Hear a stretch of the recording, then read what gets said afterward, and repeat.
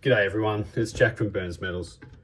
I just wanted to do a quick video today as I have this group of metals here which I'm going to be remounting shortly to add an extra metal into.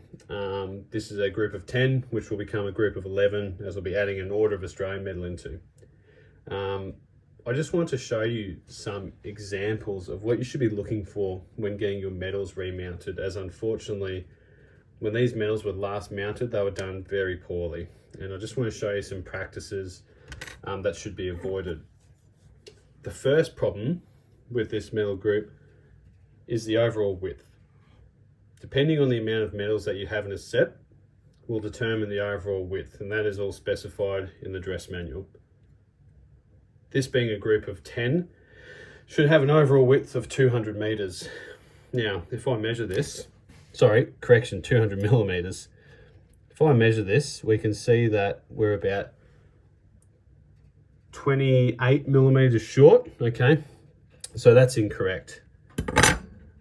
The second problem that I noticed was the ribbon overlap being uneven. And when I say uneven, I don't mean incorrectly spaced, as that looks pretty good. I mean it's not straight though. So if we look at the general service metal, if we look at the national metal, we can see that the ribbon is not straight, okay? When metals are overlapped, the ribbon needs to be straight, okay? It needs to look uniform, okay? Not poorly as it's done here. The next problem is the clasp spacing and how they're attached. If we look at the active service metal clasps, we can see that they can be moved quite easily, and then they're pretty much hard up against each other. Okay, there is a specified distance that they should be apart, and also they should be fixed in place. So what I do is I actually put a single thread over each side to secure the clasps in place, which hasn't been done here.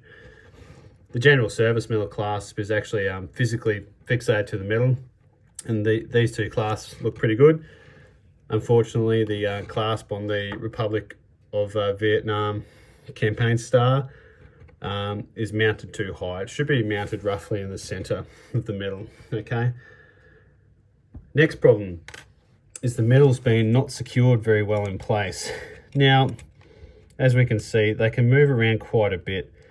Some of this is probably a bit of wear and tear over a couple of years of use, but really a stronger thread should be used. This just looks like invisible sewing thread. A good practice is to use a clear, lightweight fishing line, as it's extremely robust and strong, and also very, very hard to actually pick up on the metals that it's even there. All right, so that's the problems that we can initially see on the front of the metal group. If I turn this set over, there's a few more issues that become apparent straight away. The first one, which is very obvious, is the fabric on the back of the board, okay? This is a poor practice and is used to cover up poor workmanship and also shortchange customers on ribbon length. If we look on the edge of the metal group, we can see that the ribbon length hasn't been wrapped around the board in entirety. This is done to save money, okay? Ribbon, if it's the genuine product from England, is very expensive. And many metal mounters will shortchange, as this set has been done here, or even use cheap ribbon from Pakistan or China. This does look like genuine ribbon, okay, but unfortunately the customer has been shortchanged. The next problem, which is in my opinion one of the biggest problems with this metal group, is that the backing board is of extremely poor quality. It is most likely a fabric or cardboard based material. I'll confirm that once I've got this group apart, ready to clean up the metals. Should really not be used. This is what I'll be using to remount this metal. 3mm hardened acrylic. As you can see, it's very strong. Yes, it's harder to work with. There's a lot more prep time in measuring out the metal group and drilling out all the holes for sewing down the metals and attaching the mounting bar. But rain, hail or shine, it will last forever. As soon as a product like this is used and it gets rained on or wet, it's stuffed forever basically. The Perspex or acrylic, I'm using acrylic, far superior product, it'll just last forever. Okay, now, not so much a problem, more old-fashioned, the mounting bar, okay? This is what's called a broach bar. As you can see, my pointer is actually the old pin from a broach bar. Nothing wrong with these, they've been used for a long time. However, after quite a while, they can lose their tension and also easily bend, as can be seen with this set. I offer that what is, in my opinion, a better product, okay?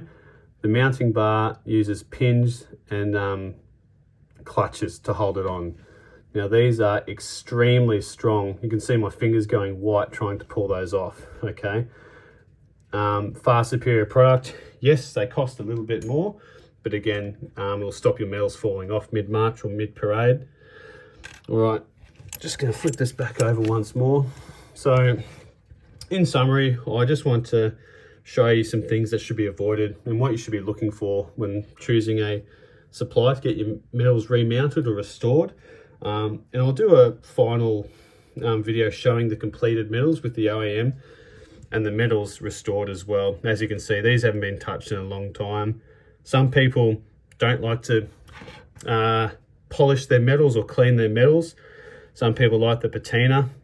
This is probably getting a bit past the stage of patina in some places and needs a good clean, because if these are left to keep going like this, they will rust, okay, and then they'll be on repair. If you have any questions, please feel free to leave a comment below or get in touch, okay? Or if you want a quote or would like me to indeed do you a set of replicas or restore and remount your original metals, please feel free to shoot me an email, call my phone number listed on my social media and web page, or just send me a message on my social media pages. All right, thanks guys. Have a great day. Bye.